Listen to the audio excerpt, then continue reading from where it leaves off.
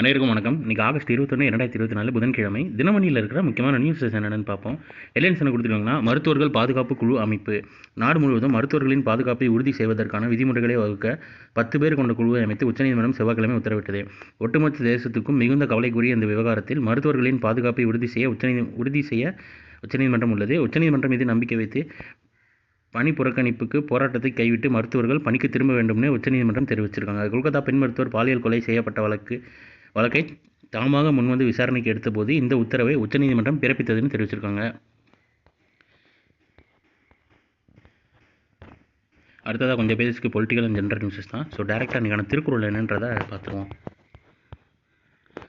ஓர்ந்து கண் நோடாது இறை புரிந்து யார் மாட்டும் தேர்ந்து செய் வஃதே முறை. யார் இடத்திலும் குற்றம் இன்னதென்று ஆராய்ந்து கண்ணோட்டம் செய்யாமல் நடுநிலைமை பொருந்தி செய்யத்தக்கதை ஆராய்ந்து செய்வதே நீதிமுறையாகும் அப்படின்னு செங்கோன்மைன்ற அதிகாரத்தில் திருவள்ளுவர் சொல்லியிருக்காரு.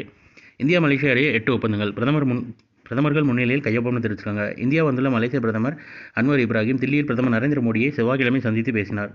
பாதுகாப்பு, வர்த்தகம் உட்பட பல்வேறு துறைகளில் இருதரப்பு நல்லுறவை விரிவுபடுத்துவது குறித்து இருவரும் ஆலோசித்தனர்னு தெரிவிச்சிருக்காங்க. மலாயா பல்கலையில் திருவள்ளுவர் இருக்கைன்னு தெரிவிச்சிருக்காங்க. பிரதமர் மோடி இப்ராஹிம் இடையே பேச்சுவார்த்தையின் போதே மலாயாவில் கோலாலம்பூர் நகரில் உள்ள மலாயா பல்கலைக்கழகத்தில் திருவள்ளுவர் இருக்கை அமைக்க முடிவு செய்யப்பட்டது. மேலும் கோலாலம்பூரில் உள்ள துங்கு அப்துல் ரகுமான் பல்கலைக்கழகத்தில் ஆயுர்வேத இருக்கையை அமைக்கவும் முடிவு செய்யப்பட்டுள்ளதுன்னு தெரிவிச்சிருக்காங்க. இது கொஞ்சம் இம்பார்ட்டன்ட்டு பார்த்து வச்சுக்கோங்க.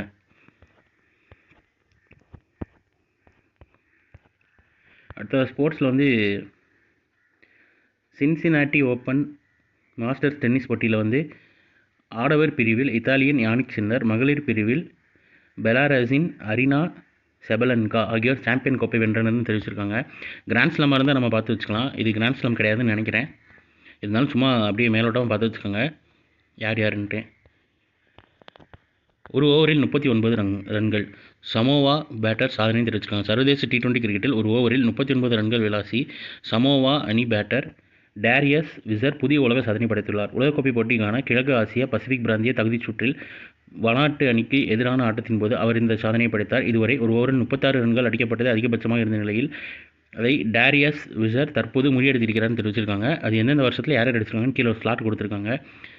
இந்த ஆட்டத்தில் முதலில் சமோவா 20 ஓவர்களில் 10 விக்கெட் இழப்புக்கு 174 ரன்கள் சேர்க்க வனாட்டு 20 ஓவர்களில் 9 விக்கெட்டுகள் இழப்புக்கு 164 ரன்களை எடுத்ததுன்னு தெரிவிச்சிருக்காங்க. அவர் பேர் பார்த்து வச்சுக்கோங்க, டேரியஸ் விசர். அப்புறம் இந்த போட்டியில் டேரியஸ் விசர் மொத்தமாக 62 பந்துகளில் 5 பவுண்டரிகள் 14 சிக்ஸர்கள் 132 ரன்கள் விளாசி வீழ்ந்தார், அதாவது அவுட் ஆயிருந்தார்னு தெரிவிச்சிருக்காங்க. அவருக்கு 3வது T20 ஆட்டமே ஆகும்னு தெரிவிச்சிருக்காங்க.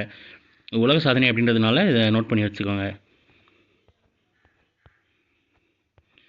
ஸோ இன்றைக்கான இம்பார்ட்டன்ட் நியூஸஸ் அவ்வளோதான். இது ஒரு ஷார்ட்டர் வெர்ஷனாக உமன் கரண்ட் அஃபேர் நம்ம சேனலில் இருக்குது. வேணுங்கிறவங்க அதை யூட்டிலைஸ் பண்ணிக்கோங்க.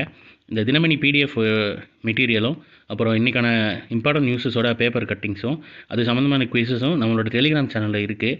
கீழே டிஸ்கிரிப்ஷனில் அதுக்கான லிங்க் இருக்குது. எல்லோரும் மறக்காமல் டெலிகிராம் சேனலில் சேர்ந்து யூஸ் பண்ணி யூட்டிலைஸ் பண்ணிக்கோங்க. எக்ஸாமுக்கு கண்டிப்பாக ஹெல்ப்ஃபுல்லாக இருக்கும்னு நினைக்கிறேன். ஸோ மேலும் இன்னும் நியூஸை சந்திப்போம். தேங்க்யூ.